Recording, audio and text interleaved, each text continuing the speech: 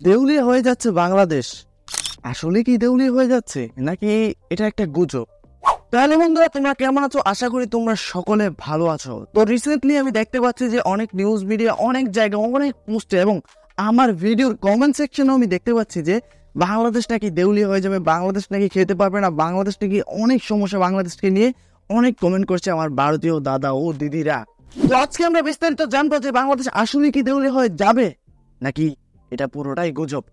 তো আপনারা অনেকেই ভাবছেন যে কোথা থেকে জানবো। তো অফকোর্স আজকে আমি যে ভিডিওটার উপর রিয়েক্ট করব সেটা বাংলাদেশি একটা নিউজ মিডিয়া এবং বলতে পারেন trustable YouTube channel science BD YouTube channel.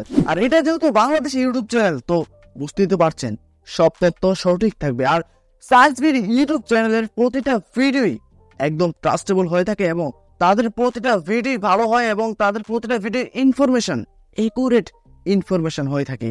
সত্যি বলতে এটা আমার ফেভারিট একটা ইউটিউব চ্যানেল। বাংলাদেশের সম্পর্কে বিভিন্ন বিষয় জানতে পারবেন আপনি এই সায়েন্স বিডি ইউটিউব চ্যানেলটাতে। তো যাই হোক, আজকে আমরা সায়েন্স বিডি ইউটিউব চ্যানেল থেকে একটা ভিডিওর উপর রিয়েক্ট করব আর সেখান থেকে আমরা বাংলাদেশ সম্পর্কে বিস্তারিত জানবো, বর্তমান নতুন সরকার আসার পরে বাংলাদেশের কি অবস্থা। তো যাই হোক, আর বেশি কথা বাড়াচ্ছি না, সোজাসুজি মূল ভিডিওতে চলে যাচ্ছি। তারা একটা ইম্পর্টেন্ট কথা বলে নিচ্ছে, আপনি যদি সায়েন্স বিডি ইউটিউব চ্যানেলটাকে ভিজিট করতে চান তো অবশ্যই আমার চ্যানেলের ডিসক্রিপশন বক্স চেক করবেন, সম্পূর্ণ ক্রেডিটসল লিংক দেওয়া আছে। তাহলে চলুন মূল ভিডিওটা দেখে আসি।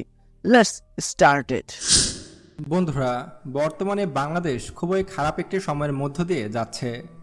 5ই আগস্ট শেখ হাসিনার পতনের মধ্য দিয়ে যে নতুন বাংলাদেশের যাত্রা শুরু করতে আমরা চেয়েছিলাম সেটা অনেকটাই থমকে গেছে।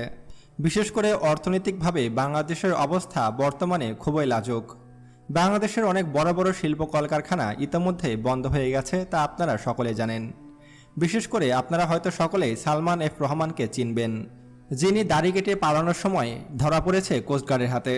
তিনি শেখ হাসিনার অনেক ঘনিষ্ঠ লোক ছিলেন, যার কারণে তিনি বিভিন্ন ব্যাংকের কাছ থেকে বিনা সুদে প্রচুর পরিমাণে ঋণ নিয়েছেন। ধারণা করা হচ্ছে তিনি প্রায় 30,000 কোটি টাকা ঋণ খেলাপি। এমনকি তার নিজের ব্যাংক। ও মাই গড, মানে বিষয়টা ভাবা যায়।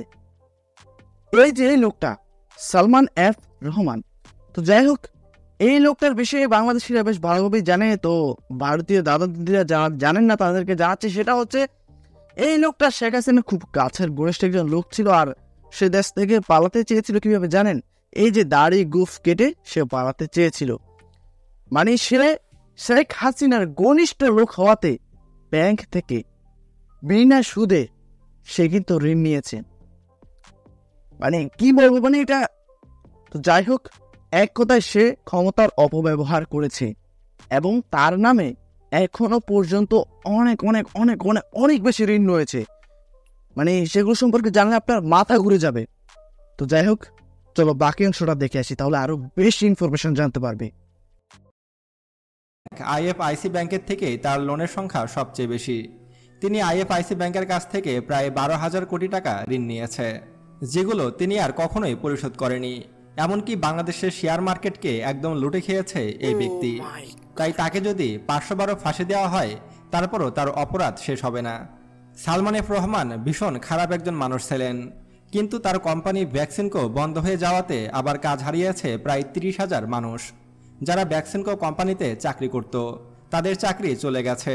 এখন তারা কিভাবে দিন পার করবে সেটা নিয়ে দুশ্চিন্তায় রয়েছে তারা। না খেয়ে দিন পার হচ্ছে অনেকের। তাই বাংলাদেশ সরকারের উচিত ছিল তার কোম্পানিকে অন্তত চালু রাখা। এখানে কিন্তু দাদা একদম ভালো একটা কথা বলেছেন। মানে সেটা হচ্ছে তার যে কোম্পানিটা সেটা চালু রাখলে ভালো হতো। মানে তিনি সরকারের উদ্দেশ্য বলছেন যে তার কোম্পানিটা খোলা রাখলে অন্তত তার কোম্পানিতে যে মানুষগুলো কাজ করত সেই মানুষগুলোর হয়তো সমস্যা হতো না। মানে এক কথায় সেই মানুষগুলোর কোনো সমস্যা হতো না, তারা কিন্তু চাকরিচ্যুত হতো না, চাকরি হারাতে হতো না তাদেরকে। তো এই বিষয়টা অবশ্যই সরকারের ভাবা উচিত ছিল, তো সরকারের এই কাজটা করা উচিত হয়নি। তাহলে চলো বাকি অংশটা দেখে আসি। ধরে রাখলেও তার কোম্পানি বন্ধ রাখা মোটেও উচিত হয়নি বাংলাদেশ সরকারের। এতে করে অনেক মানুষের চাকরি চলে গেছে। শুধু সালমান এফ রহমানই নয়, বাংলাদেশের বেশিরভাগ শিল্প কলকারখানা যেমন গাজী গ্রুপও বন্ধ হয়ে গেছে। বাংলাদেশের গাজী গ্রুপে কিন্তু প্রায় 20,000 মানুষ চাকরি করত, যারা টায়ার থেকে শুরু করে সমস্ত কিছু তৈরি করত। তাদের গাজী গ্রুপ বন্ধ হয়ে যাওয়াতে চাকরি হারিয়েছে প্রায় 20,000 মানুষ। এবং গাজী গ্রুপের যত প্রোডাক্ট ছিল সবকিছুই লুটপাট করা হয়েছে এবং আগুন দিয়ে জ্বালিয়ে দেওয়া হয়েছে তাদের সকল কলকারখানা। তাহলে আমরা দেখতে পাচ্ছি যে মাত্র 2টি মানে এই বিষয়টা আসলে আমার খুবই খারাপ লাগছে। এরকম কোনো বিষয় হবে আমি আশা করিনি। মানে এটা কোনো কথা? দেখুন, একটা কোম্পানিতে 20,000 মানুষ কাজ করছে, আর সেই কোম্পানি যিনি ওনার ছিল, মানে সে হয়তো ভালো ছিল না, যার কারণে কিন্তু এটা হয়েছে। তো যাই হোক, 20,000 মানুষ যে সেখানে কাজ করতো, 20,000 মানুষ কিন্তু ছিল মানে ভালো মানুষ ছিল, তারা কিন্তু পরিশ্রম করে টাকা নিত, ঠিক আছে? আর এভাবে কোম্পানিগুলোকে বন্ধ করে দেওয়া, তারপরে কোম্পানিগুলোতে আগুন জ্বালিয়ে দেয়া বা কোম্পানিগুলোকে নষ্ট করে দেয়া, মানে এই বিষয়টা আসলেই মানতে পারছি না, খুবই খারাপ লাগছে। এটা ঠিক করেনি বাংলাদেশের জনগণ, এভাবে এটা ঠিক করেনি। আমার কাছে এটা খুবই খারাপ লাগছে। দেখুন, 20,000 মানুষ, 20,000 বাংলাদেশি মানুষ ভালোভাবে চলতে পারতো, তারা এখানে কাজ করছিল, তাদের সংসার চালাচ্ছিল কাজ করে। আমার মনে হয় তারা বেশ ভালোভাবে সংসারটা চালাতে পারতো এখানে কাজটা থাকলে। এখন তারা কোথায় গিয়ে কাজ নিবে? একটা বিষয় ভেবে দেখুন, এখানে অনেক বয়স্ক মানুষও অনেক আগে থেকেই কাজ করতো, এই বয়সকালে তারা আবার কোথায় চাকরি পাবে? ঠান্ডা মাথায় ভাবলে কিন্তু আপনি উত্তরটা পেয়ে যাচ্ছেন। আমার আর কিছু বলার নেই। চলুন এবার বাকি অংশটা দেখে আসি। কোম্পানি থেকেই প্রায় 50,000 মানুষের চাকরি চলে গেছে, যারা এখন অসহায়ের মতো দিন পার করছে, যাদের নেই কোনো ইনকাম সোর্স, নেই ভালো মতো চলার মতো কোনো রকম ব্যবস্থা, কোনো মতো ডাল ভাত খেয়ে তারা বেঁচে আছে। আমি তো শুধুমাত্র 2টি কোম্পানির উদাহরণ দিলাম, একটি হলো ভ্যাকসিনকো গ্রুপ আর একটি গাজী গ্রুপ। এরকম হাজার হাজার কোম্পানি বন্ধ হয়ে গেছে পুরো বাংলাদেশ জুড়ে, যার ফলে কর্ম ও চাকরি হারিয়েছে বাংলাদেশে প্রায় কয়েক লক্ষ যুবক যুবতী, যাদের সংসার এখন খুবই অসহায়ের মধ্য দিয়ে চলছে। এবার যদি আমরা নিত্য প্রয়োজনীয় জিনিসের দিকে তাকাই, তাহলে আমরা দেখতে পাচ্ছি যে বাংলাদেশে প্রায় সব কিছুরই দাম ঊর্ধ্বমুখী। শাকসবজি থেকে শুরু করে মাছ মাংস সব কিছুরই দাম অনেক বেড়ে গেছে। আমাদের আশা ছিল যে শেখ হাসিনার সরকার পতন হওয়ার পরে সব কিছুর দাম হয়তো অনেক কমে যাবে এবং সাধারণ মানুষজন 3 বেলা পেট ভরে খেতে পারবে, কিন্তু বাস্তব চিত্রটা হলো তার উল্টো। আমরা ফেসবুকে দেখছি যে সব কিছুর দাম কমে গেছে, কিন্তু বাস্তবে যখন বাজারে যাচ্ছি তখন সব কিছু অনেক বেশি দাম দিয়ে আমাদেরকে কিনতে হচ্ছে। শুধু কি তাই, বাংলাদেশকে ভারত ও রাশিয়া ব্যাপকভাবে চাপ দিচ্ছে, বিশেষ করে ভারতের আদানি গ্রুপ, যারা বাংলাদেশে বিদ্যুৎ বিক্রি করত। তাদের কাছে বাংলাদেশের বকেয়া প্রায় 10,000 কোটি টাকা। তারা কয়েকদিনের মধ্যে তাদের সমস্ত টাকা ফেরত চাচ্ছে।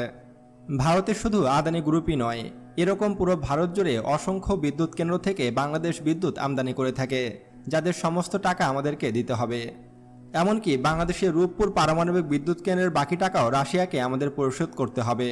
ভ্লাদিমির পুতিন ইতিমধ্যেই কিন্তু বাংলাদেশকে চিঠি দিয়েছে যেন বাংলাদেশ যত দ্রুত সম্ভব রাশিয়ার টাকা বকেয়া পরিশোধ করে। এবং আপনারা হয়তো জানবেন যে বাংলাদেশের বর্তমানে প্রায় 100 বিলিয়নের কাছাকাছি ঋণ রয়েছে, যে ঋণ পরিশোধ করা এত সহজ হবে না।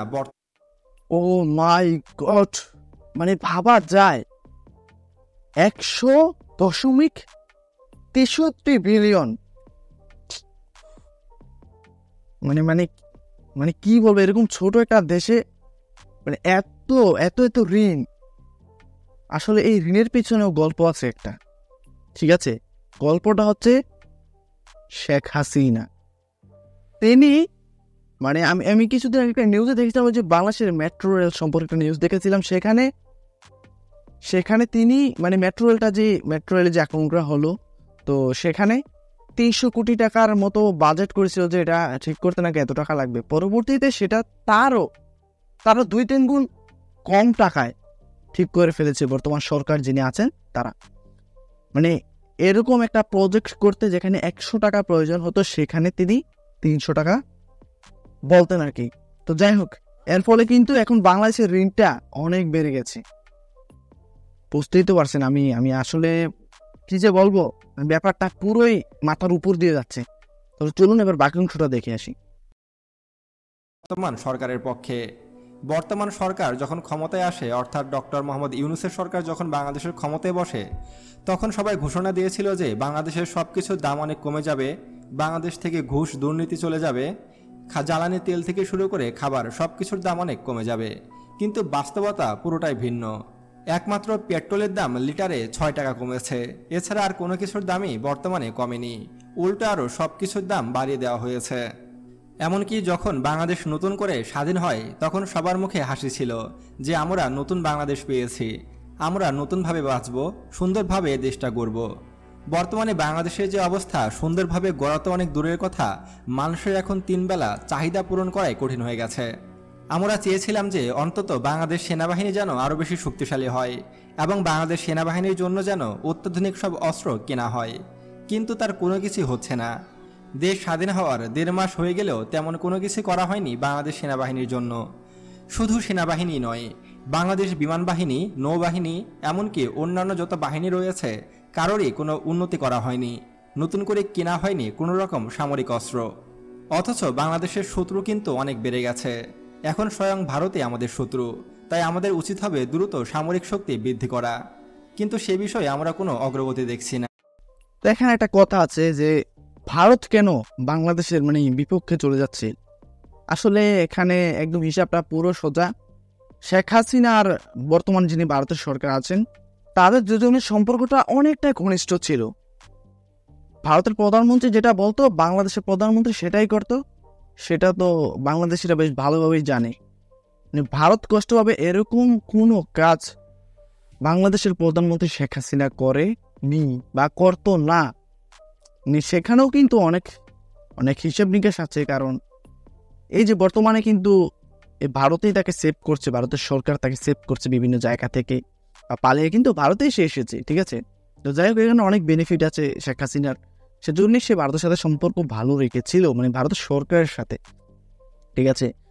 বর্তমানে যারা সরকার দায়িত্বে আছেন তারা কিন্তু ভারত বিদ্বেষী, সেটা আমরা সবাই জানি। আর ভারত বিদ্বেষী হওয়ার অনেকগুলা কারণ আছে, অনেকগুলা। তো অনেক ভারতীয় দাদা দিদিরা আমাকে বলছেন তুই তো দালাল রে। আসলে বিষয়টা এরকম না, সত্যি কথা বলছি। ভারত এবার কি করলো, বাংলাদেশে পুরো বন্যায় ভাসিয়ে দিল, আরো অনেক কিছু করেছে, সেগুলো সম্পর্কে না হয় অন্য আরেকটা ভিডিওতে বলবো। আসলে নিজের দোষটা কখনো কেউ বলতে চায় না। আসলে নিজের দোষ যদি আপনি স্বীকার করতে চান বা স্বীকার করতে জানেন, তাহলে আপনি পরবর্তীতে কোনো দোষ করবেন না বা দোষের শিকারও হবেন না, ঠিক আছে। সব জায়গায় আপনি সম্মানিত হবেন সত্যি কথা বলার কারণে। তাহলে চলুন এবার বাকি অংশটা দেখে আসি। আমি নিজেও ডক্টর মোহাম্মদ ইউনূসের সরকারকে সমর্থন করি এবং বর্তমান উপদেষ্টাদের সমর্থন করি, কিন্তু তাদের কার্যকলাপ এখন আর আমার পছন্দ হচ্ছে না। আরে ভাই, আমরা যেমন স্বাধীন দেশ চেয়েছিলাম এটা তো তেমন স্বাধীন দেশ হচ্ছে না।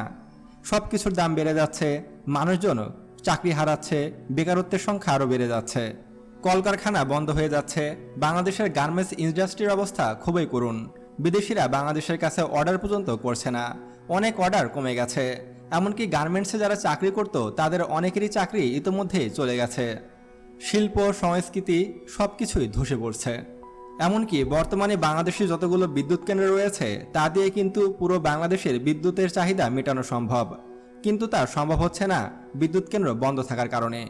সব কিছুতেই একটা উত্তর শুধু কানে ভাসে, সেটা হলো শেখ হাসিনার সরকার অনেক লুটপাট করে গেছে, দেশ সংস্কার করতে হচ্ছে।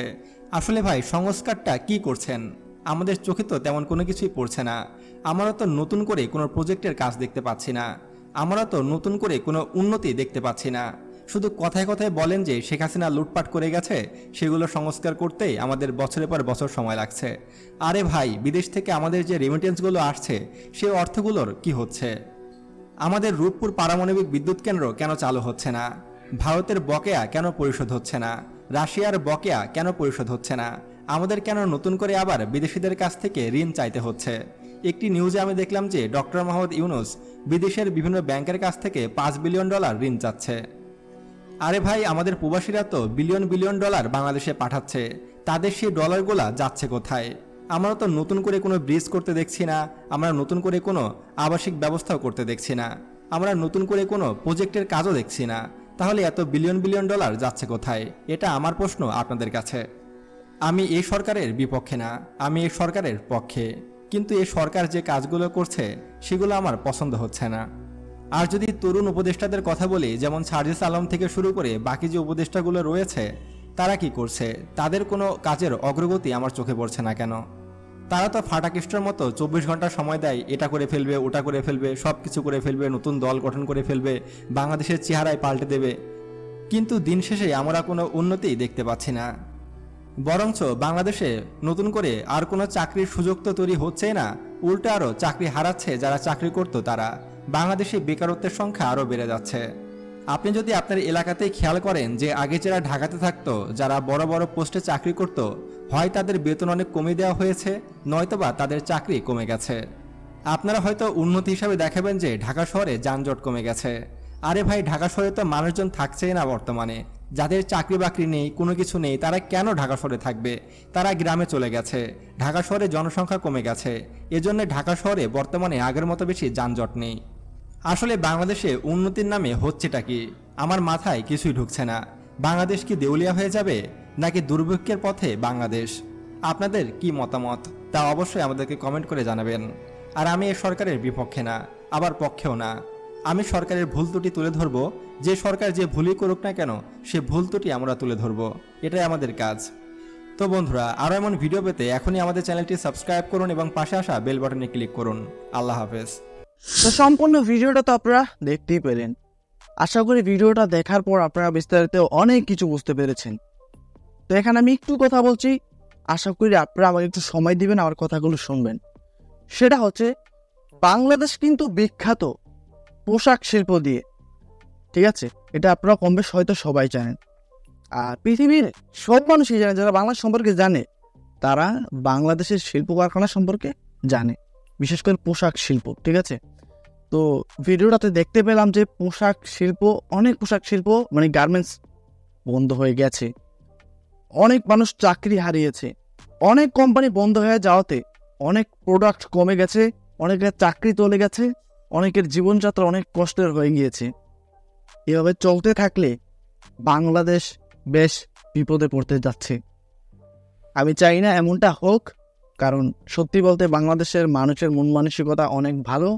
আর কিছু মানুষ আছে, সব দেশেই মানুষ আছে, সব মানুষ ভালো না, আবার সব মানুষ খারাপও না।